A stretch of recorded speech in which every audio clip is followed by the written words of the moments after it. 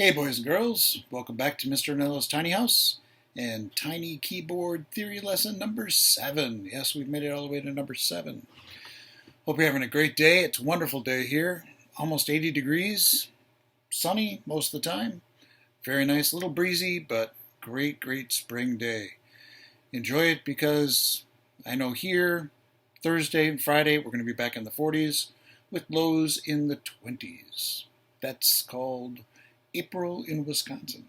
Speaking of April in Wisconsin, I'm wearing my Brewers jersey. A couple reasons why I wish I could be watching the Brewers right now. And second, it's the 50th anniversary of the very first Brewers game. When they came from Seattle, played in Milwaukee. They played their first game in Milwaukee 50 years ago today. They lost to the Angels 12-0. But it was their first game. Baseball was back in Milwaukee. So, great.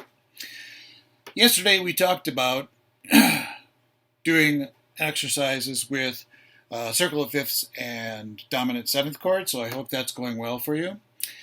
And everything we've been doing has been leading up to being able to accompany yourself and being able to understand how music is constructed in a little bit of a better way.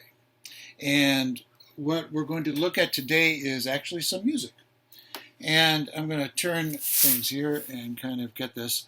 Now, I'm hoping you're going to be able to see that. Looks like you can see there pretty well.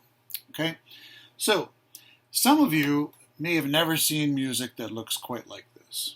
Okay, any of my former students might recognize this tune, Autumn Leaves. It's the one we used a lot when you auditioned for vocal jazz.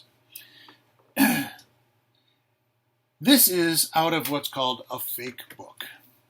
And a fake book has, some people call it lead sheet, fake book has just the melody with the words, single line, but then above it, it has chords.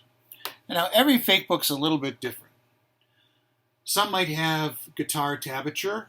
That's when you see the 6 lines, looks like a little grid, and then there's dots on it. It's telling you where you're putting your fingers down on the guitar to make those chords. You might see some circles and things next to letters and all sorts of things. Everybody does it a little bit differently. If you look in the front of your book, of the fake book, it's usually in the front of the book, they tell you how they are going to be identifying the different chords. Okay? And today what we're going to do is we're just going to talk about a little bit of these chords, and tomorrow we're going to do the same thing and discuss what all these kind of things mean.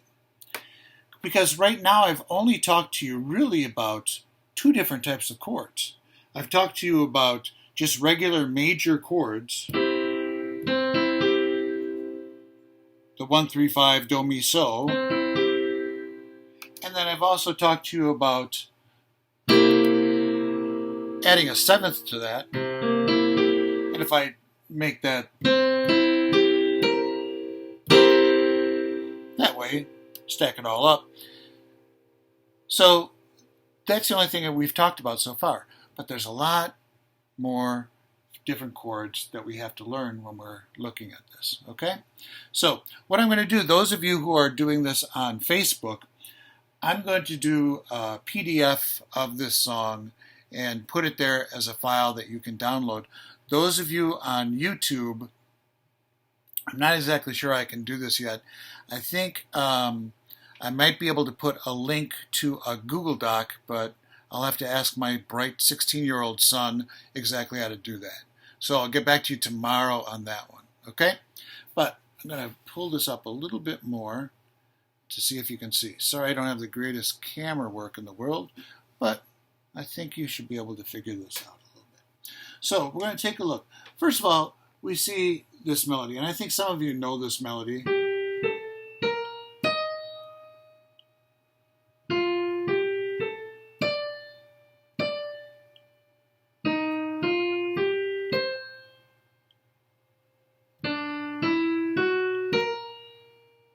So you might have heard that melody before, okay?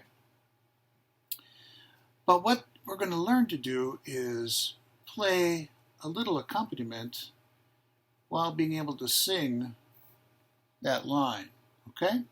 So the first thing I see here, it says C, M, I, 7. So they want us to play a C chord, and I know it's going to have a 7th in it, and the MI stands for minor, okay? Now we haven't talked about minor chords that much. I kind of mentioned it. I'm going to put the camera down here a little bit so you can see. Here, and I'll go to this C. Well, maybe I'll just turn it this way a little bit. Here we go. So here we played that. It's a C major chord, right? And remember our way to get that was we did 4 half steps, 1, 2, 3, 4, and then we did 3. 1, 2, 3, right? That's the formula for a major chord. Well, the formula for a minor chord isn't 4, 3, it's 3, 4. 1, 2, 3, 1, 2, 3, 4.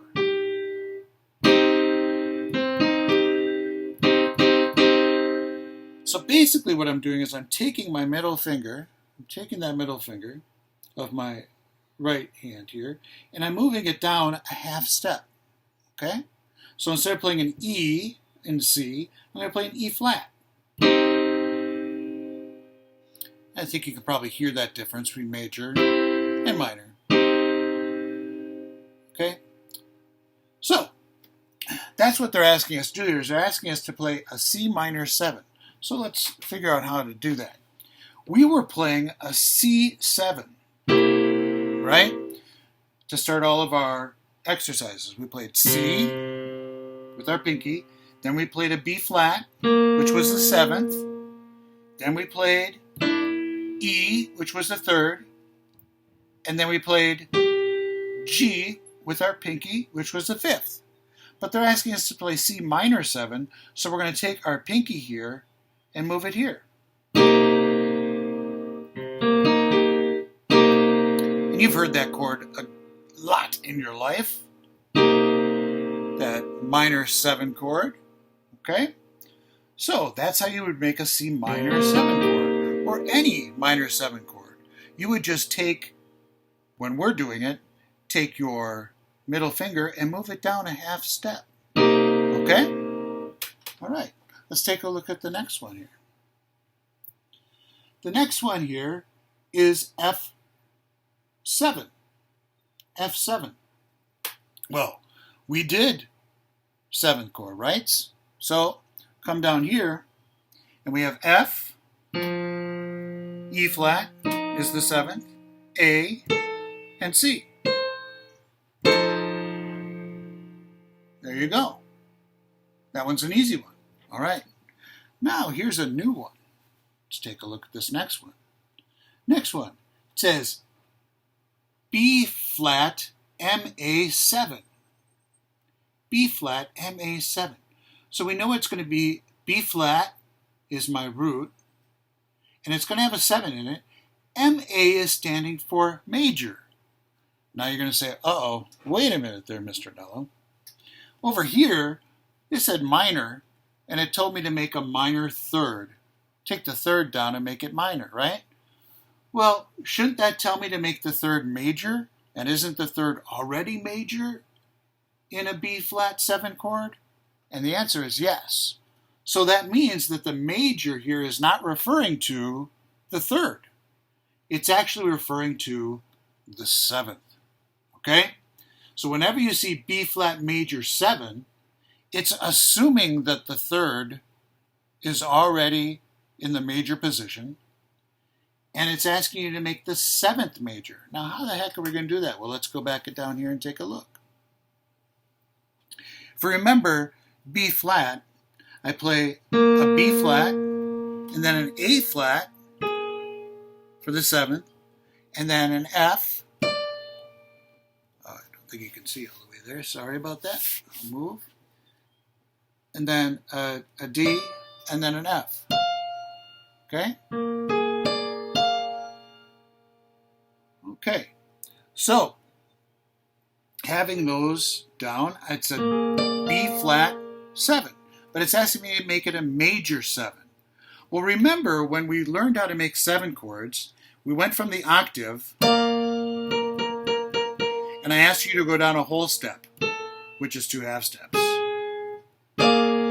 So now it's asking me to make a major 7, so I'm going to take my 7th, and I'm going to go up a half step. And I'm going to make the interval between here and here a major 7. And so I play that chord. It sounds different than the regular B flat 7.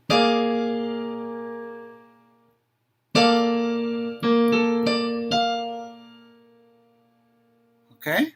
Now the next one up there is E flat major 7. So let's take a look at that. So here's E flat. And the way we learned was E flat, then I played a D flat for the 7, and then an A, and a B flat. And that was my E flat 7, right? So, to make it major, what am I going to do? I have to take the 7 and move it up a half step.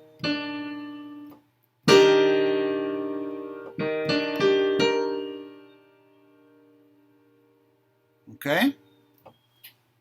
All right. Now, if you were paying attention, you noticed that when I was playing and I was making changes, I didn't change the pinkies. I only changed the inside right now. I only changed the inside. Because when it's asking me to make something major or minor, that is the quality of the chord. Okay? The quality of the chord. And in these jazz chords, the 3rd and the 7th are the most important notes when it comes to making up the quality of the chord. And that's tough for us to understand because we've learned, if you're a choral person especially, that the root and the 5th, the tonic and the 5th, the root and the 5th are the most important of all of the notes. But here in these chords, the ones that make up the quality of the chord are the most important. And that's the 3rd and the 7th. And the way I taught you to do this, the 3rd and the 7th are our interior notes. They're the ones we're playing with our thumb and our middle finger. Our pinkies are playing the root and the 5th. Okay? Now, I'll get this up there, but don't tackle it quite yet because there's going to be some change, some alteration things we're going to talk about tomorrow. Because there are times that we do change the pinkies. Okay? Because they ask us to make changes that really don't affect the quality of the chord, making it different between major and minor. They're just dressing up the chord. They're adding notes to it. Okay, and we'll talk about that tomorrow. Okay, so have a good day. Stay safe. Keep your hands clean. Don't sneeze on anybody. Don't cough on anybody. Drink plenty of fluids. Get some sun. Have fun. And we'll see you tomorrow. Take care. Bye-bye.